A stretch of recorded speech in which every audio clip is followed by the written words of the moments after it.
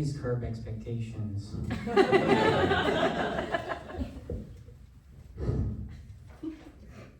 You guys know whenever people say rest in peace when a loved one dies? But whenever a person that people don't like dies, people don't say that, you know? Like they'll often say worse. I'm not that mean-spirited of a person. Like whenever someone that I don't like dies, all I can think is to say is rest in mild discomfort. Like if they have an internal hemorrhoid or something.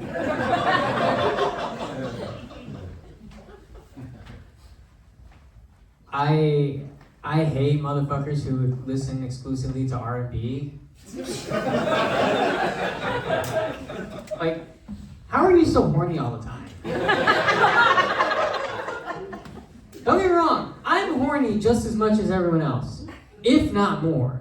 But like, I don't want to be late in my dentist's office having him bump and grind right next to my head, you know? Having him listening to R. Kelly in the background while he's squirting me in the mouth with that gun, you know? Thinking of drilling his wife while he's drilling into my tooth. That's not a good way to spend a Tuesday morning. Not in my book, you know? I can't get this, I guess. Enough, I guess. I think of a lot of dumb stuff. I don't really need a microphone, I'll be honest with you guys. This is just decoration at this point. I think of a lot of dumb things, you know? Like the other day I was driving and I saw a sign that said no speed tolerance. And I thought, really? That's a weird drug policy. But then I got out of my car and then I walked towards my apartment and they were doing some construction outside and there was a sign that said no sidewalks closed, and I thought, wow, sidewalks observe federal holidays too. That's kind of neat.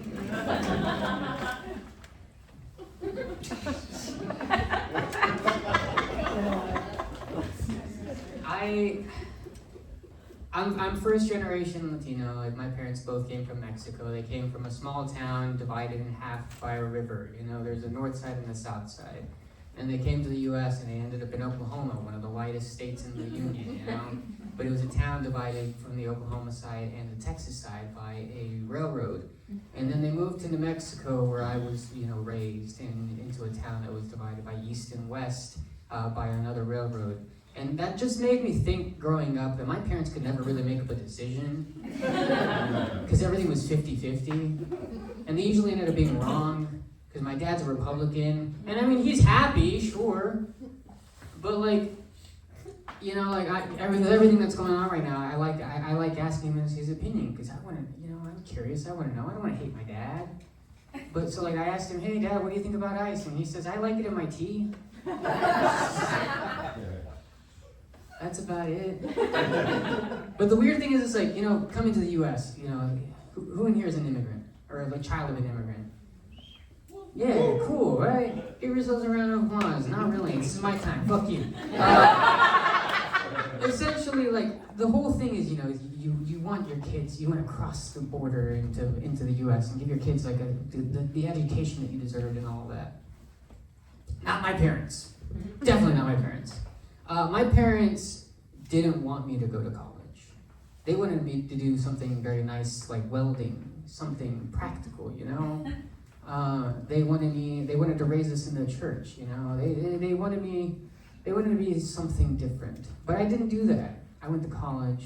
I have a degree in biology. I don't use it for anything. I did a lot of dumb things. Do you guys know that you can't use a degree in biology for anything? You can't even teach the damn thing. You have to go to school extra to prove that you did this, you know? But the cool thing is like, you learn about a lot of cool figures. Like I love Charles Darwin, you know? We all know Charles Darwin, Father Revolution. Like, I love Charles Darwin because I like to imagine Charles Darwin sitting at a bar one day, scribbling in his notepad, just hammering away at a drawing of a finch, you know? And someone really just sees him and they're like, oh my God, it's Charles Darwin. Like, if I'm gonna write a dick, I'm gonna write some clout, you know? So like they end up, you know, this person just kind of walking around the bar, just kind of building up the courage. Like, I am very socially anxious. Like, I don't like walking up to people. I don't like introducing myself to people at all. But this person just, I gotta talk to him at some point. So they walk up to Charles Darwin, they push their hair behind their ears and they say, hey, sketch me like one of your finches,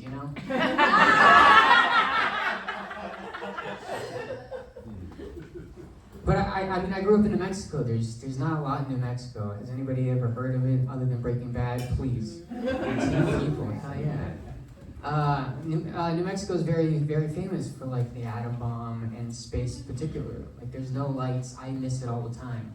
Like I remember whenever I was in 8th grade. I find this is the first time that I actually realized that space was a thing. And like I remember walking outside in the middle of nowhere. I grew up in a small farm. Side tangent, I guess. I grew up in a very small farm. It was 10 miles outside of a town of 1,000 people, Like my graduating class was 28. It was actually 26, but 2 girls were 8 months pregnant, so I counted, But I remember like walking outside and I looked up at the stars and I was mesmerized because that's the first time that you realize. I mean, we all have this moment where like we either learn that we're like a speck of dust on a speck of dust, and throughout these infinite cosmos, we're like at the best we have 100 years to live life here, and throughout all time we have this fleeting moment of existence, And in 8th grade is a great time because you try to get out of a math test and you tell that to your teacher just to get out of it. Because this test doesn't mean anything, Miss Ramos. It doesn't. She doesn't go for it, But anyways, I didn't like math. I didn't. But I do like space a lot. And the thing is like historically speaking, science has been pretty racist. Can we agree? Yeah. Because it has. I mean, I'm not gonna lie. But like, I love science, and like, I find it hard to like match my love of science with my love of not being racist. So like, after a while of thinking about it, I realized that like the only scientist that can't be racist is an astronomer, because space is black,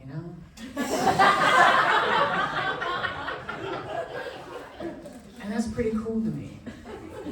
Like it's really interesting because people get lost in this whole thing of like being Latino and being. I mean, I'm proud to be Mexican. I am. Woo. But like, that only goes so far, Because like I'll go and visit my family in Mexico, and I'm just a stranger. I'm the weird American, Like I learned Spanish through the Spanish spelling bee. Do you guys have this here? No? Dude, that was beat into me. Like, my parents taught me how to learn, like, how to spell in Spanish before I learned how to spell in English. Like, that's crazy. If you guys ever get a chance, there's I call it my Bible at this point because it was, ingrained in my life so much. But it's called La Petite Lavaux, which is a French term for a Spanish to English Bible dictionary. And I don't understand how that works. Like English to Spanish, but it's French. I don't understand. But this was my thing for a long time in my life. Like I was in 6th grade. I had to hammer this hardcore. I learned grammar in Spanish. Like, do you guys know the accent marks? Yeah.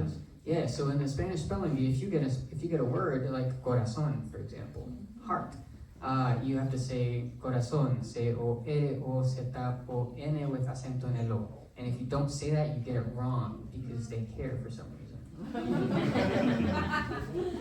But it took me so long to actually learn this stuff that my parents, were very frustrated with me. It's like, how can you spell gato without knowing what gato is? I would go to Mexico all the time, and I would kind of like fake being a translator. Because like the only things that kids really give a shit about are like the bad words, right? There is no solace in knowing that. As an adult, I can't describe to my girlfriend who's trying to learn Spanish right now what the conjugation for future tense is for bring me this soda. When all I can say is puto means bitch. Like, it's difficult to be able to say, I know Spanish, but I don't really know Spanish, you know? And it's fun, because, like, I like learning languages. I love it. I know a little bit of French, I know a little bit of Italian, but I don't know them enough. I like to brag about it, because, you know, why wouldn't you put it on a resume if you're going to want to get a job, you know? We all lie. I'm the only one, apparently.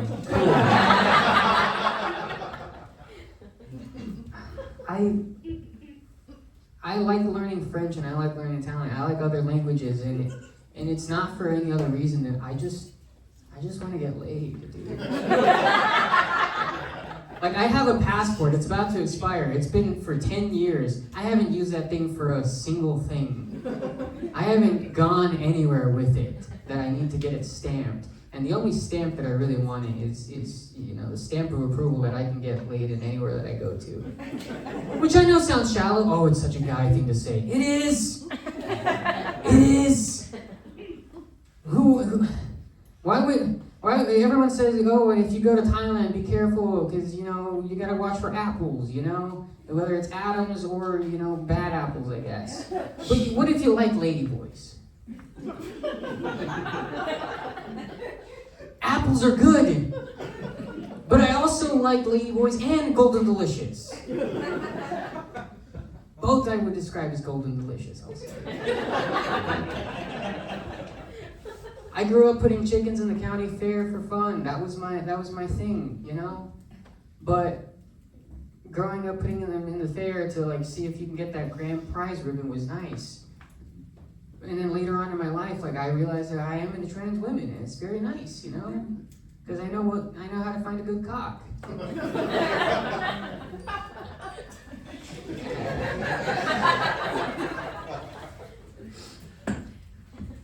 I don't know, man.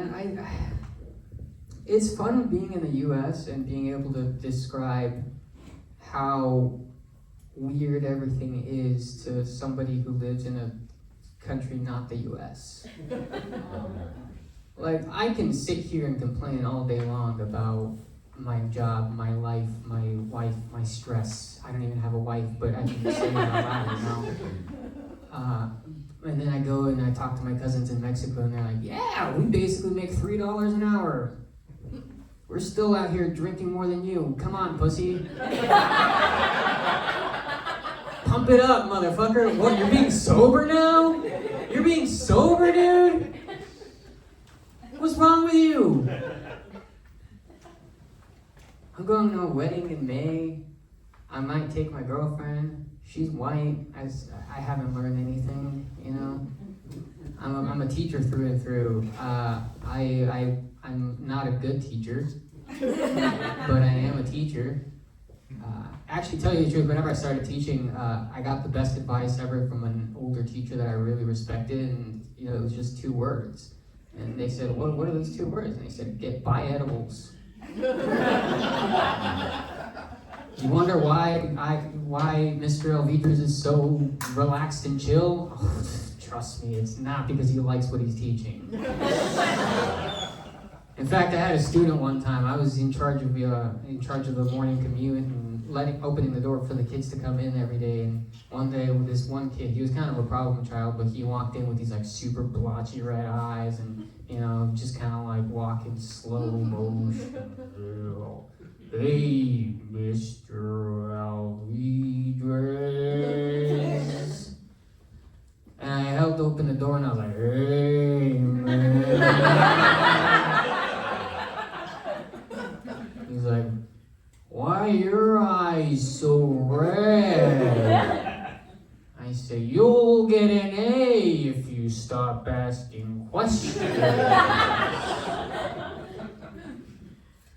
He still messages me on Instagram every so often. It's really cool. I like that kid. Oh, man. I have a lot of free time because I still work in schools, and schools give you a lot of breaks, you know? And I like thinking about random shit all the time. Like, I want to have kids someday, but I don't really know, like, if you ever study biology, you only get like maybe a week or two of reproductive anything. And growing up, going to public school, like you don't really get sex ed, you know? So like one day I started thinking, I got a little scared because like, how am I gonna tell my kids about the birds and the bees? Because part of me is like, I don't understand what the fuck's going on there. But I do know about birds and bees, you know?